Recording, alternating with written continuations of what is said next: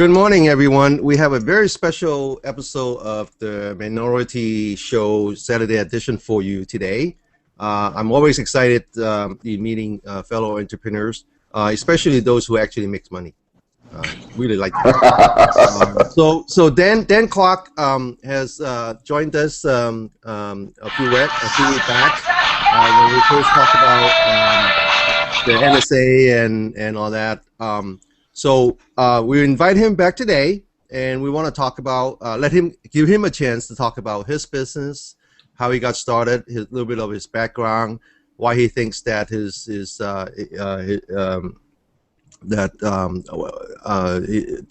how he convert his passion into a money making machine. With that, go ahead, Dan. Thanks. Well, it's kind of good timing for us. I started Mr. Speakers probably 15 years ago, originally to do consulting design work for audio products for high-end loudspeaker companies. And by way of background, I have an electrical engineering degree. It's really an engineering degree from Swarthmore College, but unlike most of the program there, all my work was electrical because I started kind of late, knowing I wanted to get into audio. In one of life's little ironic twists, almost as soon as I graduated, I went into the computer industry and did nothing with audio or video for a couple of years, until I worked at Apple, where I started getting re-involved in it, working on this initial specifications for QuickTime with the product manager, who I think at the time was Michael Chow. And that reinvigorated my interest in the media technologies, and I started to begin to focus more on 3D graphics, audio and video codecs and stuff like that. And I worked on them from a marketing and product marketing perspective. Got my MBA along the way and got very heavily into graphics and media at a couple different companies. One was fourth generation language, a 4GL, for doing data visualization called Visual Numerics out of Boulder. And the next step was actually going to Digital Equipment, where I ran product marketing for graphics for the workstation division, and then took over marketing for the workstation division. And that actually ended up being something that informed my ideas and strategies for how I ended up starting Mr. Speakers, because at that time, digital was a weak player in the workstation market. We were number 5 in market share. And we developed a strategy to go to market with a commodity-based platform for the workstation market to run Windows NT, but using souped-up PCs. Instead of your typical PC, we built them like workstations. So we ended up having something like a 200% price performance advantage over Silicon Graphics, and within a year we went from about number 5 to number 3 in market share. And so that was a very successful business. Compaq bought Digital Equipment, decided to get out of the workstation space, and I moved into services. And at that time I started doing design work for a company called Platinum Audio, and they made beautiful little bookshelf speakers. I designed a very nice little 4.5-inch driver, where in a box that was about 6.5 inches on the baffle, 10 inches deep, and 13 inches tall, we could get down to about 39 hertz. And just get terrific clean sound with real extended deep bass. And that was a fun project. Did that for a couple years before moving into the IT security realm and then putting audio to the side a little bit. But as I was working, I always kind of kept that passion for audio, and somewhere along the way, the revolution of the iPod really sparked the explosion that we have in modern headphones, and I started getting interested in that because it seemed like it had brought a whole new energy into the audio space. In the past, when I started getting into audio, there was kind of such a thing as affordable high-end product, and now what there is low-priced, mediocre consumer audio solutions, home theater in a box with 5 plastic speakers, and then insanely expensive high-end products, and there's not much in the middle. And headphones have started to follow a little bit of behavior like that. It started off with everything being cheap commodity product, and it began to move up market, where now there are headphones from really great products like Audeze or some of the nice stuff from Hi-Fi Man or Stax, but their prices can be well over $1,000. Some of Stax headphones go as high as $5,000 or more. And what I wanted to do was take the lessons that I learned at the Digital Equipment Workstation Group and create a company based on the notion of taking commodity technologies to product to deliver a high-end experience at a much more modest price point. So that ended up being the strategy for how I brought Mr. Speakers to market. And were you thinking about speakers and not headphones at the beginning? The main reason was that Mr. Speakers was something I've been doing for a long time, and I own the domain, and I own the address on Skype, and I own the Twitter handle, and I own it on Facebook. So Mr. Speakers is pretty ubiquitous for me, and Mr. Headphones, the URL was owned, and the guy who owned it didn't want to sell it. So as it tends to happen a lot of times in business, we default to the name that we own. No, it's true. It's true. Yeah. And who's to say that I won't get back to doing speakers at some point, you know, because they're certainly technologically quite related. And in fact, one of the things that I did was I found, who here has heard of Magnaplanar speakers? I'm sorry? Who here has heard of Magnaplanar speakers? None of you guys? Well, they're those tall speakers that are about 1.5 inches thick and maybe 8 inches wide. Yes. Oh, yeah. Yeah. And they work on the principle of a sheet of material with conductive traces on it suspended in a magnetic field, as opposed to having a cone that's pushing. Yes. And this headphone actually uses exactly that same technology. And it's beautiful technology because when it's done right, you have a symmetric magnetic field just surrounding the driver, and I can geek out all over the beauty of the driver itself. But the long and short is it's in my opinion, a more elegant technology than conventional dynamic drivers or cones. And this little headphone actually has that same technology in it. And these were available online for $90 to $130 from a company called Fostex. And I found a community called HeadFi that had a group of enthusiasts and modders who had been started off by a guy whose handle went by Smeggy, who had found ways to make these inexpensive, I should say, not inoffensive, headphones sound much nicer. So I joined that, shared a bunch of my designs initially publicly, and then I came across a mod that I liked so much I decided to productize it, which I did last year. And the company, because I had a community following, it was kind of interesting. We were able to start the company off and had sales within days of announcing. You know. So how long? So I start to understand now. So you said you actually own Mr. Speakers, the domain name, for a while. So you were actually actively building a community before I built the community on HeadFi, and it was not something I did with forethought.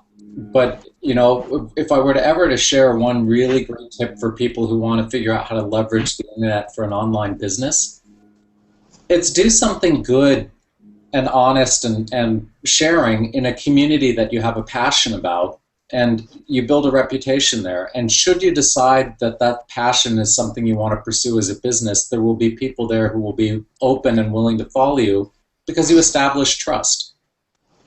And you know, that's kind of how I tried to work with HeadFi. I shared a lot of ideas on it. I was active in the community. I didn't realize I was going to start Mr. Speakers, but when I did, the community then rallied behind me and gave me tremendous support. And starting the company wouldn't have been possible without that community. That's great advice. You know, I think that a lot of people today think that to bootstrap a business, they have to spend you know, a ton of money marketing and a ton of money on wowing with a building, and they forget the main element that's always been: serve your customer well. You know, serve them well, and you know, the sales will come if you focus on those things.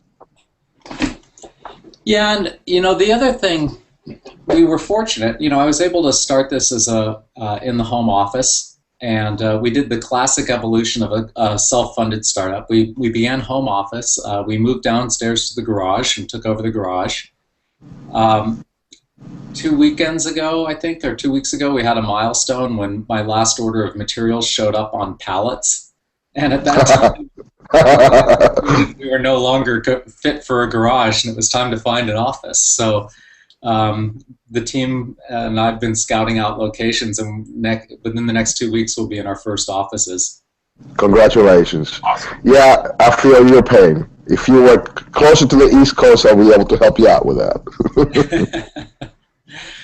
Well, that's one benefit of the economic situation the country's been in. At least finding subleased space that's affordable for small entrepreneurial operations is very easy right now.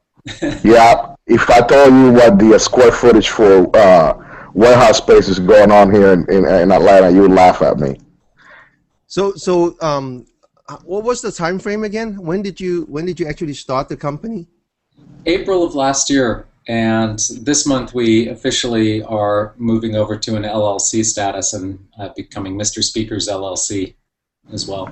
Interesting. So you started off sole proprietor? Yes. Cool.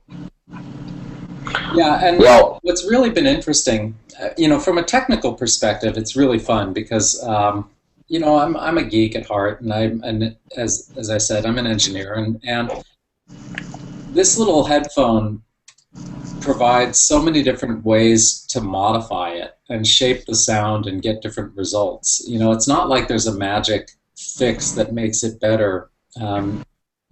We had to engineer it to make it more comfortable.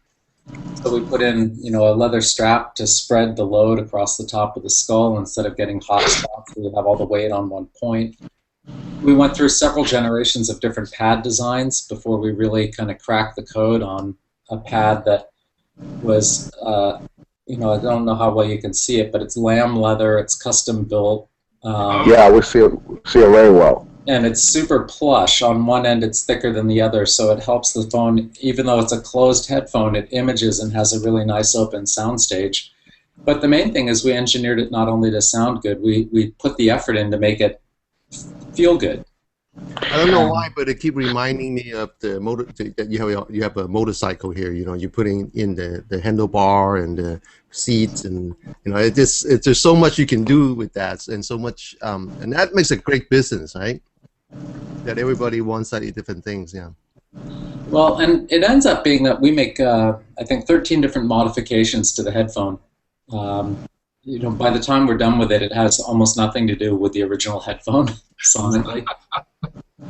So then, with marketing my kind of like Beats by Dr. Dre from Jimmy Ive, and if anybody knows the story behind that, we know that Monster originally designed the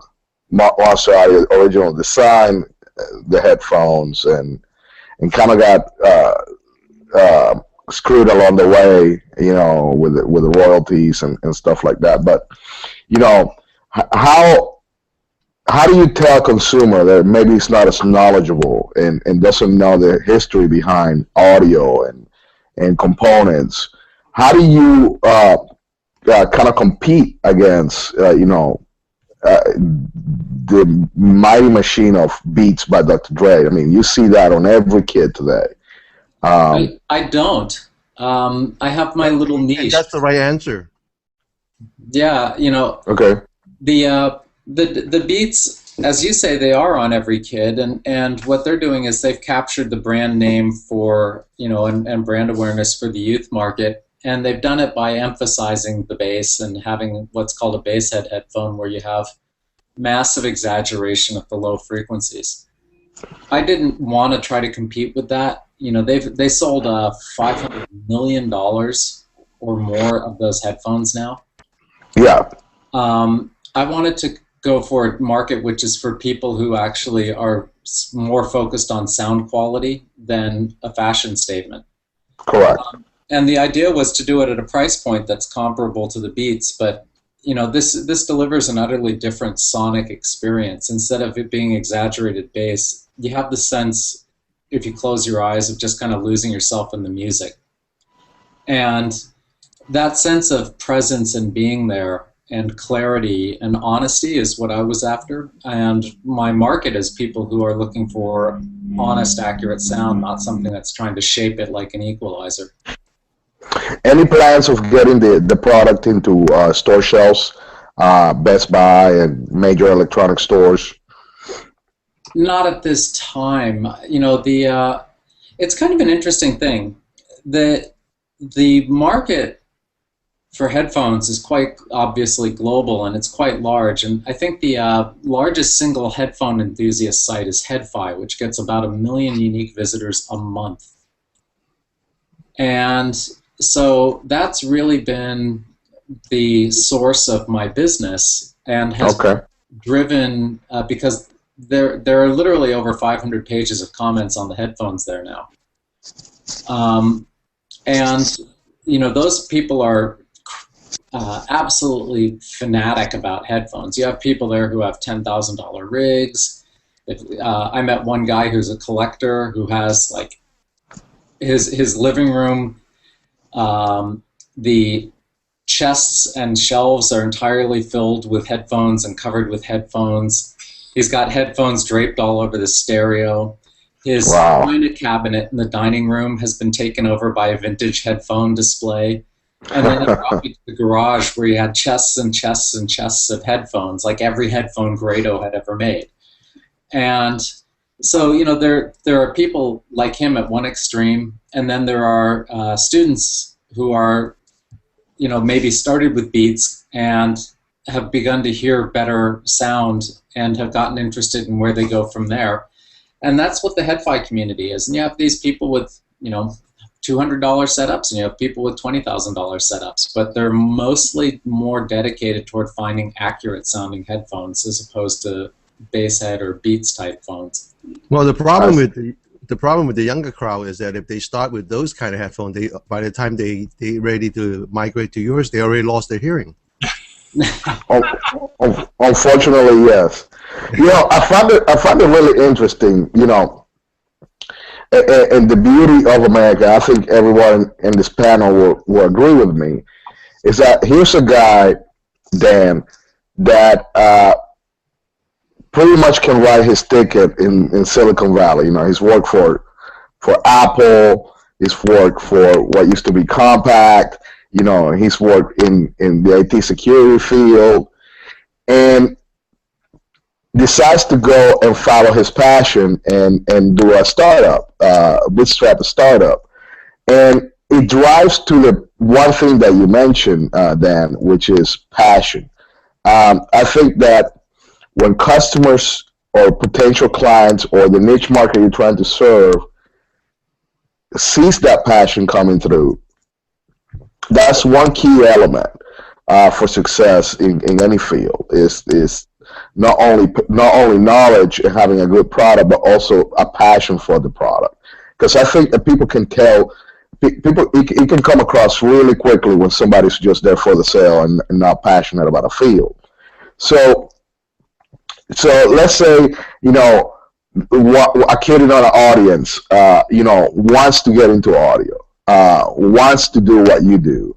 What do you tell that kid? Where does he start besides engineering school? Then before you answer, my quick answer to you, Christian, is do it after you are no longer a kid. Go ahead, Dan. I'm sorry. I actually started by working at a high-end audio store when I was in college. And I worked in the lab and did modifications to audio gear, including the like these classic old Studer Revox portable tape players they used to use for motion picture recording. You know, and we'd go in and we'd rewire them, put in capacitors and stuff, and I kind of learned to hear quality audio that way.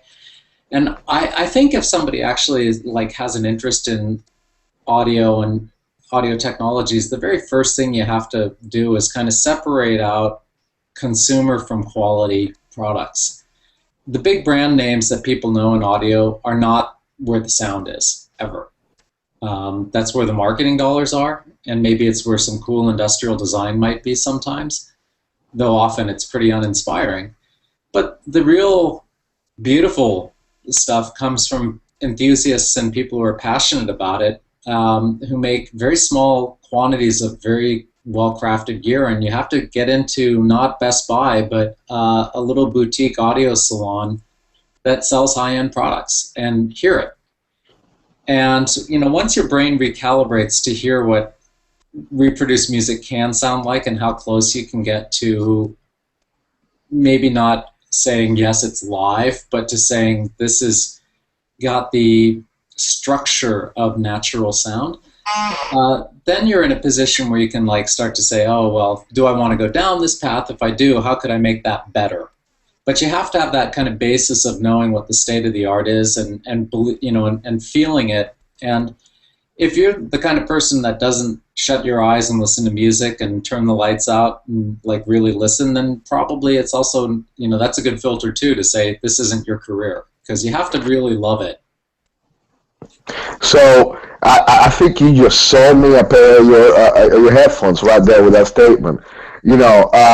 So let's say Christian has the new Daft Punk album, with all this awesome sounds and blends. It sounds really good on headphones too, especially when you get the high definition version. Okay, so where do I find your product? Where do I go to buy it? Can I go to a boutique store? Do I have to buy it online? We decided to go online as our primary distribution. There are some boutique places that are carrying us, and we're starting to get international distribution. We now have distribution into Singapore, Indonesia, Malaysia. We have a fellow in the Netherlands, another one who's evaluating us from Sweden, and another in South Africa. So we're picking up regional distribution. In North America, most of the business is direct, online from www.mrspeakers.com. And one of the things we do is, because fundamentally this is an audio product. Maybe I got you excited by talking, but maybe you'll hear put on the headphones and say, "Oh, these just aren't for me." And headphones are very unique, right? It's not like I can say this is the perfect headphone for everyone. I want to be honest and try to help people find it fit their needs. But if it doesn't fit your needs, we have a return policy too. So it's you don't get the chance to hear them before you purchase. But if you purchase and don't like them, you've got 15 days to return them, and we get about 3% back, which is way below what I was afraid it would be. What was that percentage again? 3%. 3%. Yeah, we get everything from my head's so small. There are some people who have really tiny heads right back here. And the headphones, I've had one person that we couldn't fit that way, and then there were been a couple of people I bought them, and I've had unexpected bills, and I've got to return them. A couple people don't like the sound; they want more bass. So because they came with a bass headphone and they just couldn't make the jump. Yeah, and that leads to my next question. You made an interesting point: is retraining your brain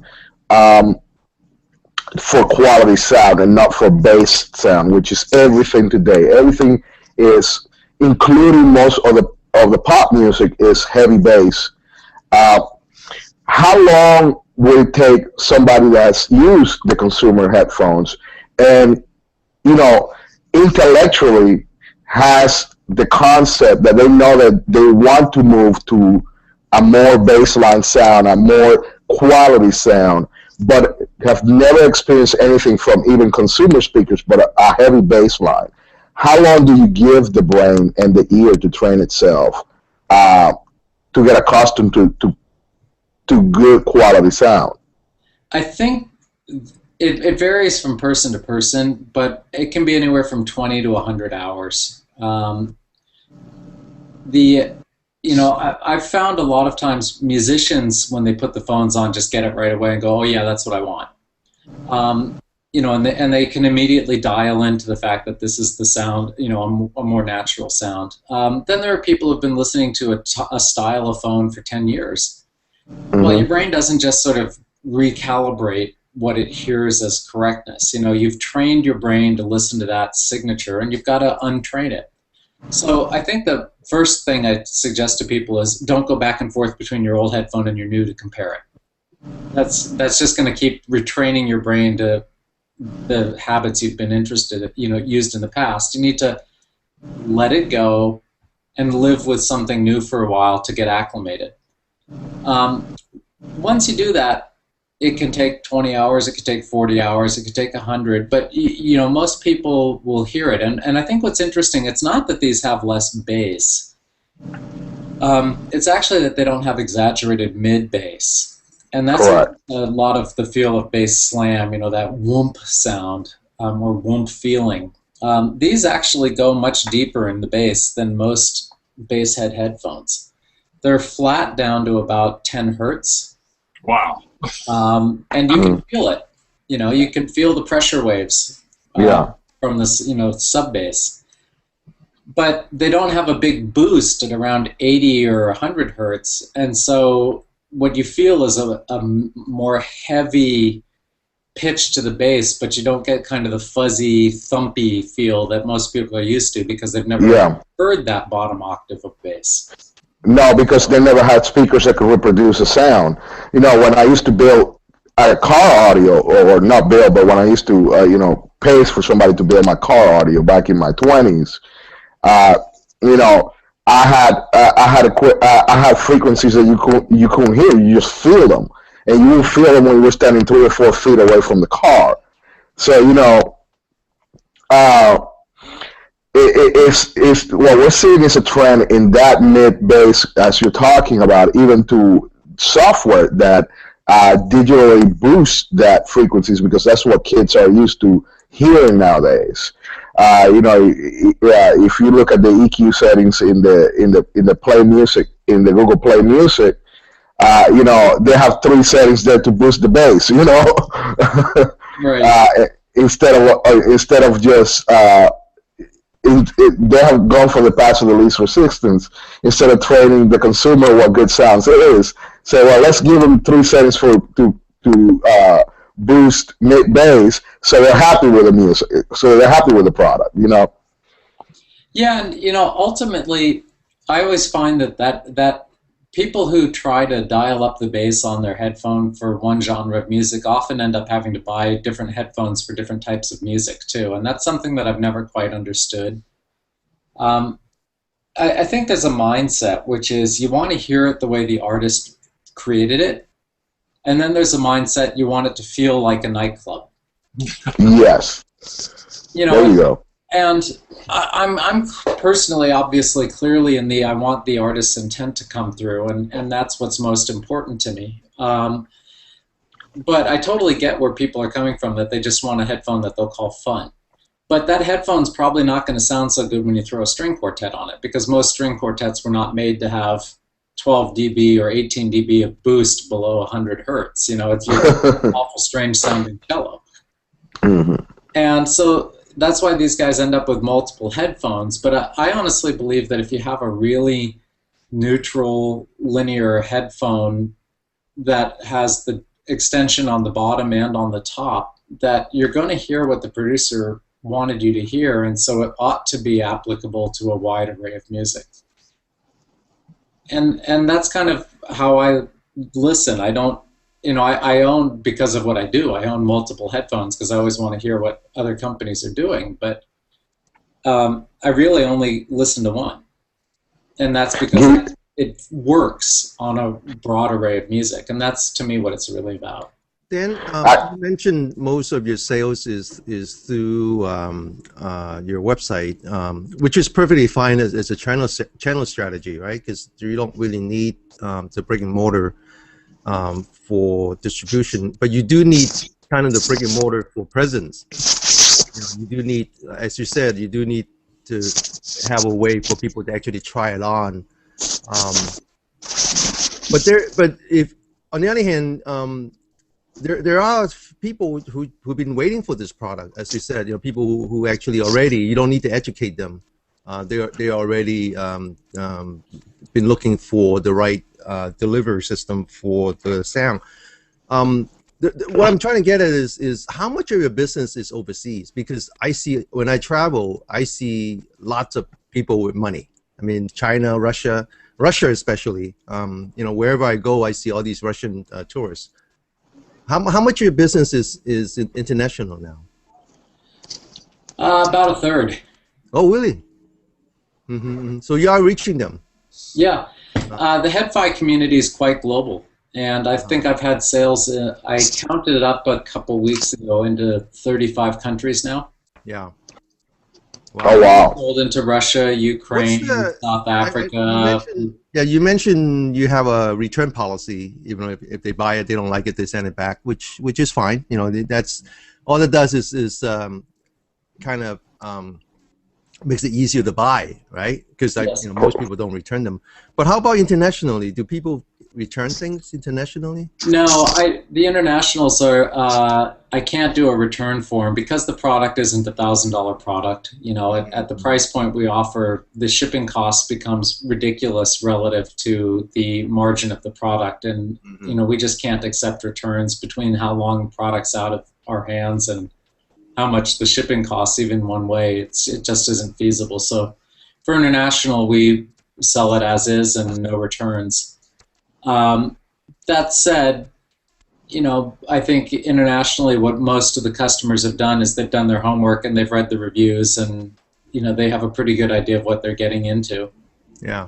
Though there was one review that I think described it as like the Mad Dog is like the initial melt of milk chocolate in your mouth or something, and I was trying to figure out what sonically that actually is telling me. No, but it's the right emotion though. Yeah, it is. Yeah, because it is. Yeah. No, that was from a fun review from a publication called Six Moons, which is I think the lead editor and founder is out of Switzerland, but they have a very interesting writing style. It's very cool. And I can tell you this, Dan.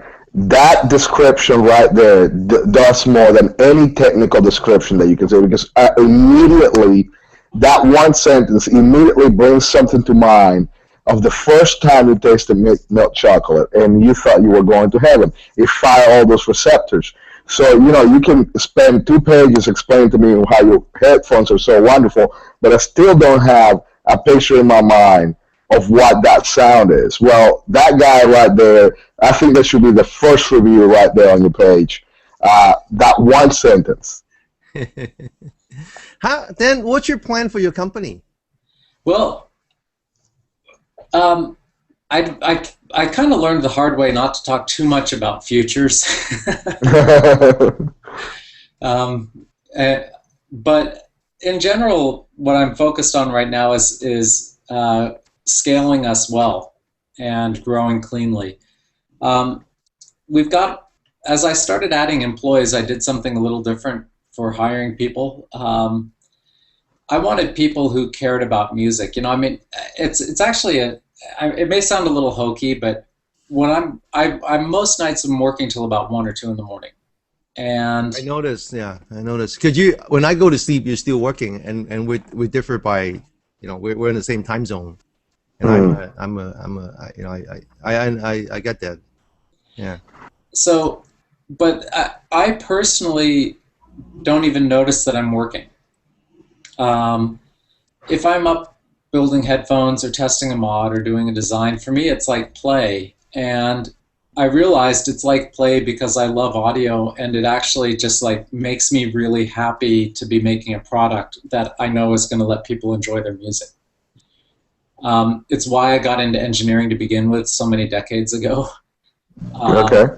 And it's a source of just immense gratification and happiness that people enjoy the product. And I can't ask for anything more. And it occurred to me, don't I want everybody who works here to feel the same way? So absolutely. I took an interesting approach, which is I went out to the local San Diego disc jockey and musician communities to hire my people to do the manufacturing and test with me. So we're only hiring people where music is a serious part of their life, for fun or by training, but like it's really serious. They've taken it beyond just being a passive listener, and they're going and doing something musical. And that has worked out really well so far because the team that we've built, they're teaching me stuff. They're coming up with ideas. They get inspired by the product. They love making audio stuff, and they are contributing at a level I never would have hoped for in my wildest dreams. Been awesome. That is definitely a different approach to HR. And I wanted to say that in honor of your interview today, I decided, well, it kind of was serendipitous, but look at this shirt right here. So this should be your next marketing campaign. You have a problem right there, and this is how you solve it, Mr. Speakers. All right. So I muted myself because, as I said, there's a cement truck outside my window, but I couldn't help it but to make a observation. I think your answer is perfect, Dan. I think bringing happiness to yourself, to your customer, and to your company is the key. And that's why you're doing what you do, and that's what you want to continue to do. I just want to make an observation that your website, your URL is not Mr. Speakers. Actually, take a look at it. It actually says Mrs. Speakers. Well, it actually says that's the key to your success, and because you're bringing happiness not only to yourself but everyone around you. My sister likes to tease me that it's Mrs. Peekers. I'm curious. That's what sisters are for. Sorry. In line with your growth philosophy, it seems like the industry at large, especially the big players, you get into marketing like trade shows, you have to send out review units, things like that. What's your ideas about those sort of things? Well, interestingly, I'm a marketer by background. My last job, as I think I mentioned the other week, at ESET was running marketing for North America for a fairly large software company. And my background has been marketing for decades. I chose to treat this company not as a marketing exercise. And we do very little traditional marketing. The headphone community is wonderful because they have these things called meetups. And it's a friendly event where somebody just organizes it. Maybe some vendors show up. Maybe it's just local enthusiasts.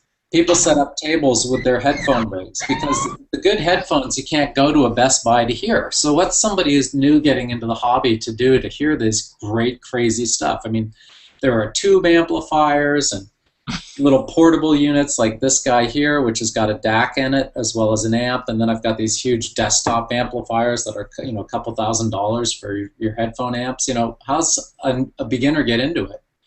So these meetups are a great place, and if you go there, people get a chance to meet you, they get a sense for you as a person, they get to hear your products, and that really was the spark that I used to drive the sales. It's much friendlier and more intimate than trade shows, and it's also very affordable. So it's actually a great way for a small business to get started. So instead of a book signing event, what you do is you just make it a traveling show, and you go to all these local meetups, and you show off your gear, and you let people know that you're coming, and better yet, you write off all your trips to the Bahamas and It's amazing how many headphone meets happen in the Polynesias. You have a headphone meet on a cruise ship. Well, they're all over the world. There's one coming up in Singapore that I'll probably be going to. Awesome. There's another one in London that got filled up too fast, so I'm not going to it. No, seriously, the Asia market it would be an amazing opportunity for your product. I think all entrepreneurs. I really understand what you're saying when I asked you the question, what's the plan for the future, and I understand your answer. But I think all entrepreneurs, when they do something, they really want people to have that product. They believe so much in it that they really, it's not just the money, but really, that's why we're here. We want to have as many people have access to that solution as possible. So expanding to outside of North America, going to the places where your customers are, and being your own evangelist. That's all. That's a great fun. That's really the most amazing part. So I see all kinds of opportunity for you to be in the presence. Be in Asia, be in Singapore, be in Shanghai, be in Beijing, and so forth and so on. I know that market is out there and waiting. The first order that we got. Did I mention I speak both Mandarin and Cantonese? No. Oh, okay. Well, I thought I did. I thought I'd do it today. And I read and write. So and half of Japanese is in kanji anyway. So I have no problem helping you anywhere in the world. Russians I can brush up. Wow. Okay. Well, no, that's really good to know. We just got a distributor signed up, as I mentioned earlier, for Singapore and Malaysia and Indonesia, and their initial order was one of the largest we've had. And it's like the business has been growing quite strongly. Our sales are up 300% from where they were 4 months ago. Yeah. And we sold more in the first 2.5 months of this year than we did in 2012. Yeah. So I even wonder if it makes sense in terms of partnership. Again, this is all in the spirit of getting the product out there, so we can have more people enjoying it and not less, right? So I even wonder if it makes sense to partner with people that are completely outside of the audio area, like car dealerships. If you go and buy Mercedes, this is another peripheral. I mean, think about all peripherals as all of these products. I mean, what's the commonality between buying a Ferrari and your headphone? Well, they are both peripheral to the iPhone. Well, actually, this headphone's a little more complex for some users than your typical earbuds or your Beats.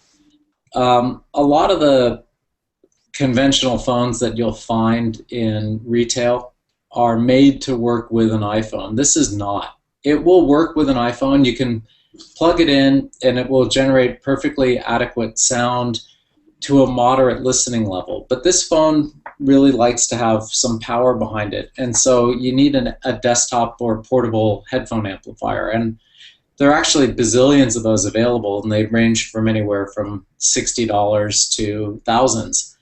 And they are made with tubes, and they're made with solid state, and they're single-ended and balanced, and all sorts of stuff. It's this whole other world of amplifiers and equipment that people who have not gotten into headphones don't know exists.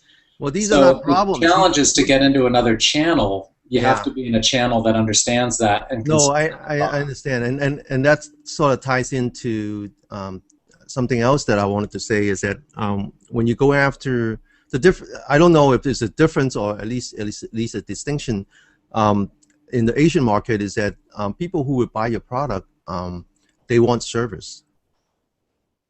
They don't. I mean, they need more than that, because actually they are in their own journey to understand, right? Yeah, well, that's why I chose to partner with a distributor to get out internationally. Because we can't really handle international returns, I felt like that was a limiting factor in our ability to support international markets as we grew. And so the strategy was to handle markets where we can offer the 15-day return directly, and then where we can't, really focus on distribution channels that allow people to hear it properly set up, to get the right related equipment. I think return. I think return. Maybe we're getting too far off the main topic of today, but this is probably a discussion that we can have sometime in the future. But I believe that relying on return policy would be the wrong strategy for the Asian market. I think you would find that Asian consumers tend to, when they buy something, they tend to spend more time doing the research to decide if that's the product they want to buy. And once they decide that's the product they want to buy, they keep it for a long, long time. So, for example, if you go to Japan, my observation is that people are willing to spend a lot of money to buy their jacket or the purse or the shoes and whatever. they're willing to spend a lot of money, but it's not an impulse buy. And once they buy it, they keep it. So it's a little bit different in the Asian market that people don't just buy something with the thinking that they will return it if they don't like it. You know, they don't like it. They don't. If there's a possibility that they don't like it, they won't buy it. Yeah, I've actually had the pleasure of spending, you know, a moderate amount of time in Asia, and I love it tremendously. But it's culturally quite different, you know, as you note. And I think getting regional distribution is critical for us because we want to be able to establish a retail presence there so people can hear it and feel it and touch it. You know, when you see these and get a chance to play around with it, you know, people do get it. As soon as you pick it up, it doesn't feel like your typical $300 headphone, which is like flimsy, all plastic, you know, simulated leather pads, stuff like that. It feels different. It's heftier. The materials are nice. It's got lamb leather, and then you put it on and you have a listen, and it's ridiculously comfortable. Yeah, and you can't convey that. Yeah, it's surprising to me when I travel how many people still buy tube amplifier in Asia. Oh yeah, here too. And there's no excuse. There's no excuse not to turn those guys into your champions. No, totally agreed. You know, and that's what the nice thing about the HeadFi community has been, is that the people there have found the product, embraced it, and they've become evangelists. And when you have people who actually really love a product and get out there and talk for you, that does, you know, they're way more credible than I'll ever be. Yeah, yeah. That's it. Hey, listen, maybe we should terminate the session because I don't want to make it too long. I'm still hoping that you'll be able to embed it into your website or anybody else's website. So we make it too long, it kind of defeats the purpose. I really enjoyed today's conversation. I hope you find it interesting and useful as well. And I encourage everyone to go and visit Dan Clark's company, Mrs. Speakers or Mrs. Speakers or Mr. Speakers. All that would work. It's I'm really excited about the product. It's a little bit above my budget right now, but it's a matter of time for me to kind of ease into that. Walter, you have anything to add? I'm just very impressed by the fact that it's possible to do a startup like you're doing nowadays. That you can find a huge enthusiast community, connect with them, provide them with something they really like at this point in time. It's just a fascinating story to me. My startups tend to be in other areas where it's less retail marketing, but I'm still just totally fascinated with this, and I want to keep track of how you do in the future and see how it goes. Christian, are you online? Yeah, I'm here. How about some closing thing? Because there's just some last thoughts. Okay. To add to Walter, yeah, it is. We live in an incredible age where, you know, products like this can come to market, find a niche audience, and not take huge amounts of millions of dollars of investment to get them there. You know, I'm a small business guy, and I love small business and startups and bootstraps, and the fact that we encompass the American entrepreneurial spirit with products like this coming to market, I think it's just very important, and it's very important that all supports products like this that are, you know, non-conforming products that you know, push the envelope and go away from the norm. Thank you. Amazingly, I understood most of that. Then, any last thoughts, and then I'll give my closing. You know, I a year and a half ago, I didn't know I was going to be doing this. Wow. You know, I had started to percolate on the fact that the upgrades and modifications were becoming really good, and maybe there was a product there. But when the opportunity presented itself to get started with this last April, it was like the best thing that I've ever done. And on the one hand, I kick myself for not having done it 10 years earlier. On the other hand, I may have not been ready to do it 10 years earlier, because it's certainly a different way of life than, the typical Silicon Valley venture capital funded startups, or working for the larger successful businesses. This is down and dirty, and when I need to go find tape guns, I'm out finding tape guns at whatever hour of the day. But it's the most fun and satisfying work that I've ever done, and I can't encourage people to, if they have something that they have a real passion about, find a way to engage with a community that will care about what you care about, and that is an opportunity to create a business that you love, and that's going to make people happy. And and that, I think, is a secret. If you can call it a secret, it's an approach that we've forgotten in the age of we have to have venture capital and we have to go this way, and here's the model we're supposed to follow with incubators and other stuff. And it's like, forget the cookbook. Find people who love what you love and use that as a platform and a springboard, and figure out how to make that work, because social media and websites today give you power of communication that you could never have purchased through conventional media 5 to 10 years ago. I agree with that.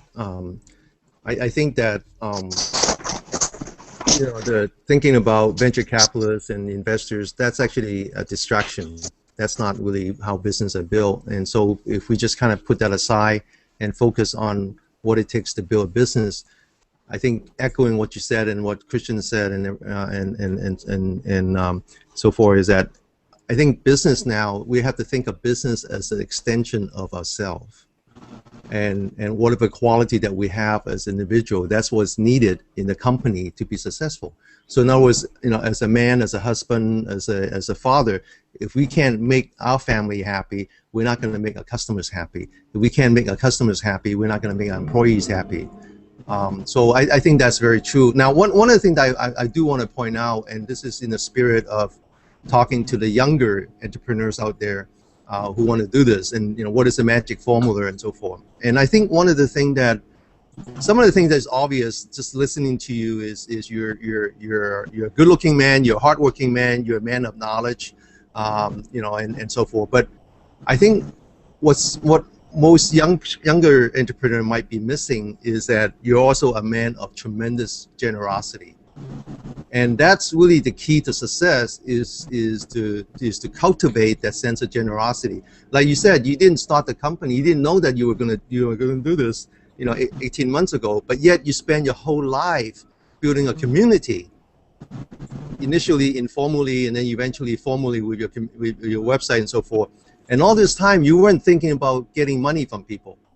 You were thinking about, how do I build this community? How do I take what I know and share it? That's generosity. And that turns out to be the most important foundation in building a person, and then in ultimately building a company. My hat's off to you. I really love what you do. I respect you, and I thank you for coming to our show. And I can't agree more. Yes. Okay. Thank you, guys. Appreciate you having me.